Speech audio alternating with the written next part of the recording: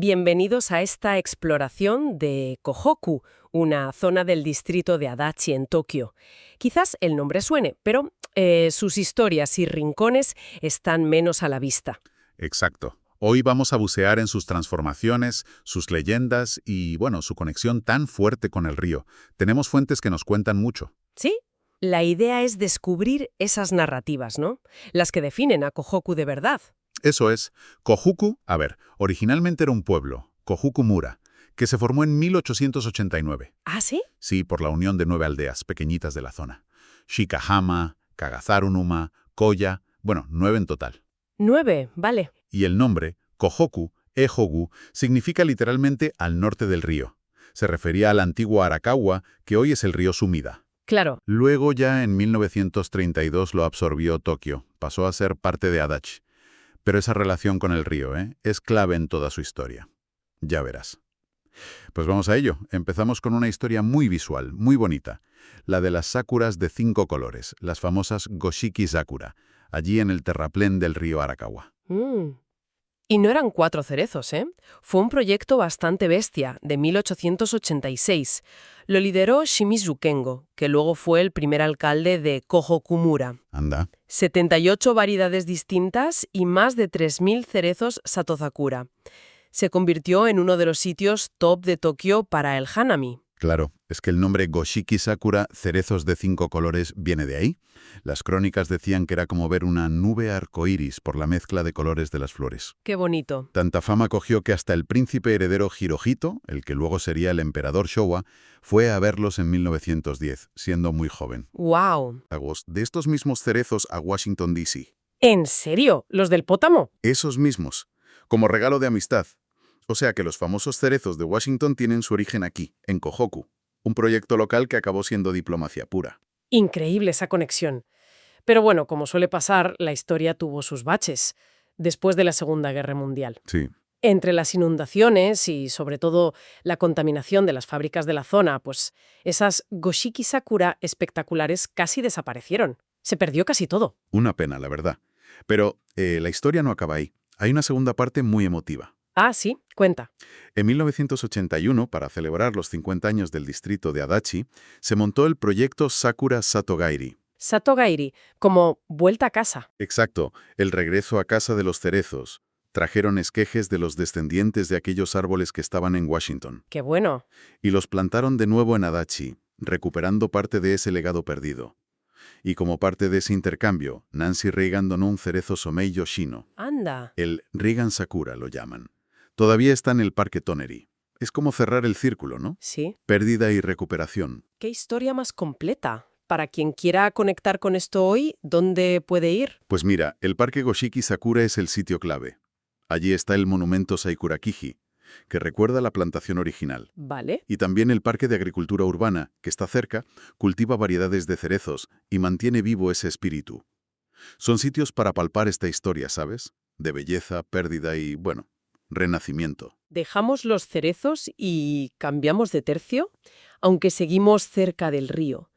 Vamos a una historia bastante más oscura. La leyenda de Adachi Hime, la princesa Adachi. Sí, es una leyenda muy conocida por allí. Cuenta la tragedia de la hija de un noble local. ¿Qué le pasó? Pues que tuvo muchos problemas con su suegra, muy graves, y acabó ahogándose en el Arakawa. Una historia muy triste que caló hondo. Madre mía. ¿Y su padre? ¿Para intentar consolar su espíritu o algo así? Exacto. Para buscar la paz para el alma de su hija, encargó al monje Gyoki, que era muy famoso, Sí, me suena. que tallara 6 estatuas del Buda Amida. Usó madera sagrada traída de Kumano. 6 estatuas. Y las repartieron, ¿no? Eso es. Se colocaron en distintos templos de la zona. Y así nació una ruta de peregrinación, la Roku Amida Mairi, la peregrinación de los 6 Amida. Ah, Se hizo súper popular en la época Edo, sobre todo entre mujeres. Iban buscando consuelo, bendiciones para sus familias, para el matrimonio. Conectaban con el sufrimiento de la princesa, ¿entiendes? ya. Tiene sentido. Pero oye, hay un detalle muy curioso con una 7ª estatua, ¿verdad? Ajá. Ahí está lo peculiar. Parece ser que después de tallar las 6 estatuas principales, sobró un trozo de madera. Y Pues con esa madera sobrante, que en japonés se dice ki-amari, Ki Amari, literalmente madera sobrante. Tal cual. Con ese trozo, Gyoki talló una séptima estatua de Amida. Y esa figura extra está en el templo Shōji. ¡Anda! Por eso al templo lo llaman popularmente Kiyamari-dera, el templo de la madera sobrante. Y ojo, que no es una simple anécdota, ¿eh? Esa estatua es un bien cultural registrado por Tokio. ¡Qué historia! ¿Y hoy se pueden visitar estos sitios? Sí, claro. Lo interesante es cómo la leyenda te lleva a lugares concretos. El templo Shōji, que está en la zona de Ogi en Adachi, se considera el centro de todo. Dicen que allí está la tumba de Adachi Hime. Vale, el epicentro. Y luego, el templo Emyoji, que está en Kohoku mismo, es la segunda parada oficial de la peregrinación y tiene otra de las estatuas. De hecho, su imagen principal fue el primer bien cultural tangible que designó el distrito de Adachi. O sea que son lugares con mucha historia detrás. Mucha. Visitar estos templos es como asomarte a esa fe antigua, a la historia espiritual de las mujeres de la zona. Son rincones que susurran leyendas de verdad. El río Arakawa sigue ahí, marcando el ritmo. Pero ahora vamos a verlo desde otro ángulo, el de la ingeniería y su impacto brutal en la gente. Hablamos de la construcción del canal de drenaje del Arakawa. Sí, el Arakawa Houshuiro, un proyecto que, literalmente, partió Kohogu por la mitad. ¿Qué pasó para que hicieran algo tan drástico? Pues, a ver, todo empezó por una inundación terrible en 1910. La peor que había sufrido el Arakawa hasta la fecha. Ah, Causó estragos en Saitama y en Tokio. Fue un desastre tan grande que se decidió hacer una obra, faraónica. Duró casi 20 años, de 1911 a 1930. 20 años. Sí. Excavaron un canal nuevo, recto, anchísimo, para llevar las crecidas directamente al mar y proteger Tokio. Pero claro, tuvo un coste humano enorme. Más de 1.300 familias tuvieron que dejar sus casas. ¿1.300 familias? ¿Y Kohoku Mora cómo le afectó? Le dio de lleno.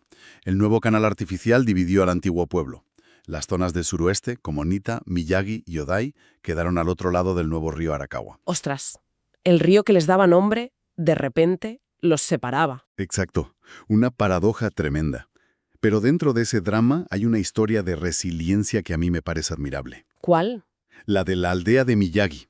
Casi 50 de sus 70 familias tuvieron que mudarse. Imagínate el desarraigo, ¿no? Uf, sí. Pues antes de irse, los vecinos se organizaron y trasladaron juntos, en bloque, 7 torres Koshin. ¿Torres Koshin?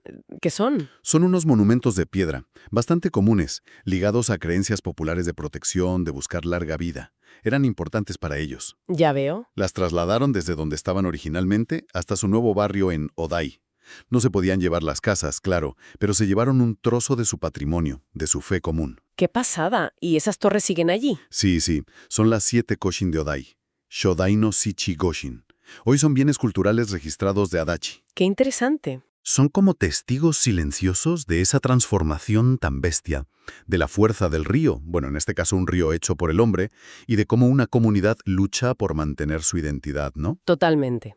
Pararse allí, junto a la nueva ribera del Arakawa, tiene que dar que pensar sobre cómo cambian los lugares, las vidas, pero también sobre cómo la gente encuentra maneras de seguir adelante. Exacto. Y claro, como en casi todas las comunidades de Japón, seguro que había un santuario importante, ¿no? El corazón espiritual del antiguo Kohoboku. Pues sí, lo había. Es el santuario Koobu Hikawa. Kohoboku. Kohoboku. Hikawa. Tiene historia. Mucha. Sus raíces están ligadas a una de las aldeas originales, Numata. Y fíjate qué curioso, el nombre Numata significa algo así como campo pantanoso. Ah, mira. Te da una idea del paisaje que había antes. Y no es casualidad que el santuario esté dedicado a Susanoo no Mikoto. ¿El dios? Del mar y las tormentas. Bueno, se le asocia con muchas cosas, pero también con dominar la naturaleza salvaje, con la agricultura. Sugiere que el santuario nació con los primeros que intentaron hacer habitable esa tierra difícil, pantanosa. Tiene lógica. Y empezó siendo el santuario de Numata solo. Eso es. El Shinju, el protector local de esa aldea. Pero cuando se fusionaron las 9 aldeas en 1889 para crear Kohokumura... Pasó a ser el de todos. Exacto. El santuario Ikawa se convirtió en el So-Shinju, el protector general de todo el nuevo pueblo. Fue un paso clave para unificar a la gente, para crear una identidad común bajo un mismo paraguas espiritual. Y hoy en día sigue siendo importante. Sí, sí, mucho. Sigue siendo un centro de referencia para la fe local en toda la zona oeste de Adachi. De hecho, es el santuario principal, el Onmucha, para otros 17 santuarios más pequeños. Vaya, y como dato curioso, tiene una Meiyoguji, ¿Una qué? una sacerdotisa honoraria, algo bastante poco común en el sintoísmo tradicional. Pues sí que es curioso. ¿Y se puede ver algo antiguo allí? Sí, claro. Hay artefactos interesantes, como una pila de agua de piedra para purificarse antes de entrar, una Chosuishi, que es de 1699, casi nada. De 1699. Y muy cerquita está el templo Jifukuji, que es un buen ejemplo de cómo antes se mezclaban el sintoísmo y el budismo en Japón, lo que llaman Shimbutsu Shugo. O sea que visitar el santuario Kohoku Shikawa es como conectar con todo el viaje de esta comunidad, ¿no? Totalmente. Desde esa lucha inicial contra un entorno complicado hasta ser el ancla espiritual que unió a la gente. Encarna esa evolución y cómo la fe perdura. Es como el alma del antiguo Kohoku. Pues ya para ir terminando nuestro recorrido por estas historias de Kohoku, nos queda una anécdota. Menos dramática quizá, pero con un encanto especial. A ver. Nos conecta de nuevo con la familia imperial. ¿Recuerdas la visita del joven príncipe heredero en 1910 para ver las Koshiki Sakura? Sí, claro, que luego fue el emperador Showa. Pues resulta que para llegar hasta el terraplén de los cerezos, el príncipe tuvo que cruzar un puentecito muy concreto. Ah, sí, el puente Kumonoki, que además tenía un apodo gracioso, Meganebashi, puente de gafas, ese. Por lo visto, su arco se reflejaba en el agua y la imagen que formaba parecía unas gafas redondas. ¡Qué detalle! ¿Y qué pasó con el puente? ¿Sigue existiendo? Pues sí, eso es lo bueno. Sobrevivió al paso del tiempo y a las obras. Cuando crearon la plaza Kumonoki Hiroba, en 2013, que es un espacio público allí, Ajá. decidieron conservar el puente original. Lo integraron en el diseño de la plaza. ¡Qué bien! Y además, durante esas obras encontraron cerca otra cosa interesante.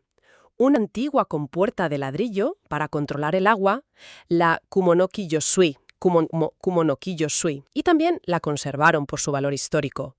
O sea que esa plaza no es una plaza cualquiera. Exacto.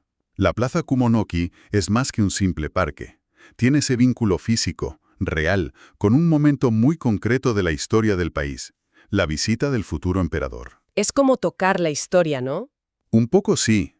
Poder caminar hoy por el mismo puente Kumonoki que cruzó el príncipe hace más de un siglo es una conexión sutil, sin grandes carteles, pero muy significativa si conoces la historia. Un pequeño tesoro escondido para los que nos gustan estos detalles. Pues la verdad es que hemos hecho un viaje fascinante por Kohoku, a través de sus historias menos conocidas. Cerezos que viajan por el mundo, leyendas trágicas junto al río, comunidades partidas y rehechas por la ingeniería, rincones con ecos imperiales. Sí, Creo que todas estas narrativas nos dan una visión mucho más rica, ¿no? Más profunda de lo que parece a simple vista un barrio más de Tokio. totalmente de acuerdo. El río Arakawa, en sus diferentes facetas, el antiguo, el nuevo canal, se revela como el gran protagonista silencioso. Ha moldeado la identidad, la historia, el paisaje de Kohoku de una manera increíble. Sí, es verdad. Y explorar estos lugares que hemos ido mencionando, el Parque de los Cerezos, los templos de la princesa, las torres Koshin, el santuario Hikawa, la placita con el puente, te da una conexión mucho más auténtica. Es entender las capas de historia que hay debajo de lo que ves. Y todo esto nos deja pensando, ¿no? Si reflexionamos sobre cómo el río Arakawa le dio a Kohoku su nombre, fue fuente de belleza, de inspiración con los cerezos, de leyendas con Adachi Hime, pero también alteró su geografía y su vida social de forma tan radical con el canal de drenaje. ¿Qué nos dice esa relación constante, a veces creadora, a veces destructora entre la comunidad y el río, sobre cómo evolucionan los lugares, cómo conservan la memoria a pesar de cambios tan profundos? Y quizás lo más interesante, qué ecos de todas estas historias, de estas adaptaciones, de estos anhelos ligados al río podríamos encontrar todavía hoy en la vida cotidiana de la gente de Kohoku. Buena pregunta para terminar. Ahí queda esa reflexión.